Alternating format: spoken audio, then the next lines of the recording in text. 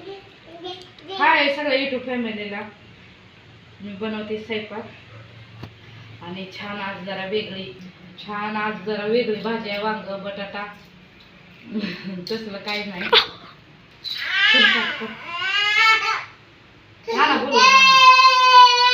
मटकी असते तसली डाळ भाजून घेतली अशी छान अशी मस्त पैकी लाल करत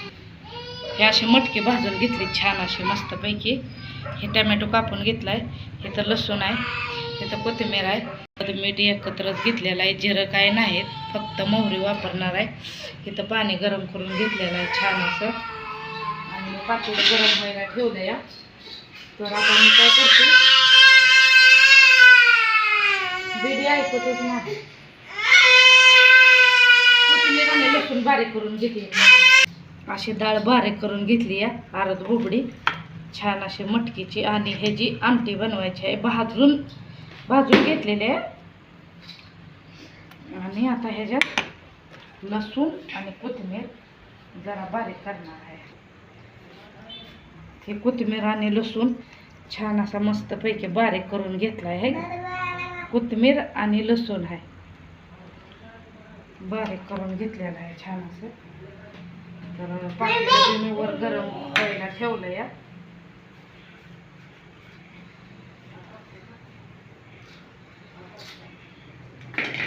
ह्याच्यामध्ये थोडंसं पाणी घालते 1 मिनिट तर छानपैकी असं बारीक करून घेतलेलं आहे मस्त हे लसूण आणि कोथिंबीर बारीक केलेले हे डाळ बारीक केली मटकीची भाजून अशी छान अशी आणि टमॅटो दाखवले आता बारीक डाळ पण हे तर तांबडं तिखट हळद मीठ आणि मोहरी थोडीशी वापरणार आहे पातेलं ठेवले तिकडं तापायला तेल घालते त्याच्यामध्ये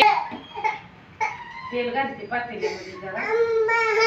शेंगदाण्याचा कूट बी जरा घालणार आहे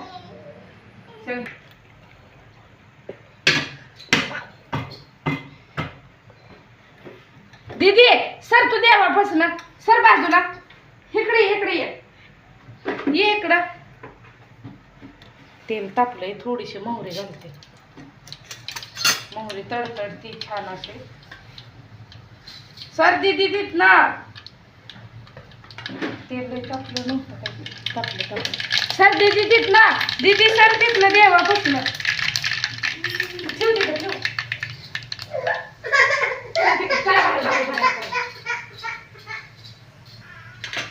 मोहरी भाजली छान असे लसूण घालते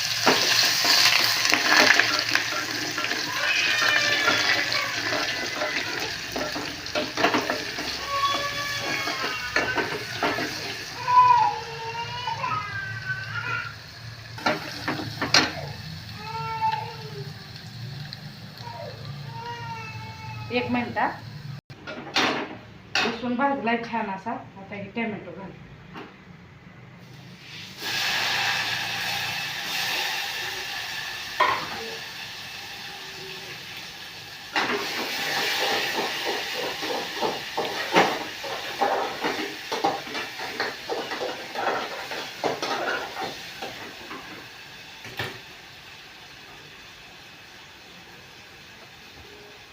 टोमॅटो भाजते छान असं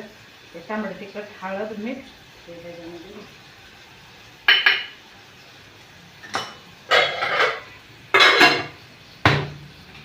मिक्स करते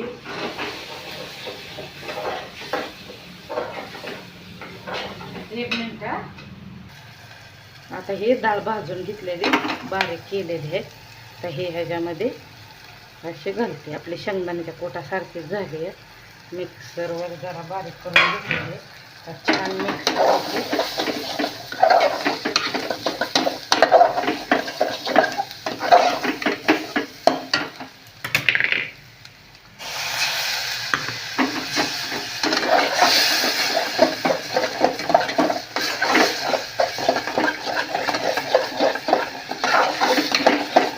करायचं आहे ना त्याच्यामुळे जरा थोडंसं आता ते पचकायचं आहे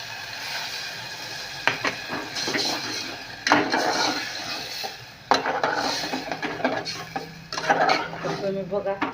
कशी काय वाटते मटकीच्या डाळीची आमटी छान अशी वाटते का नक्की कमेंट करून सांगा आणि दिसायला तशी असली तरी बरं का खायला छान लागते दिसाय कशी बघू द्या, पण ती भाजलेली मटकी असल्यामुळं ती चांगली लागते असं आहे.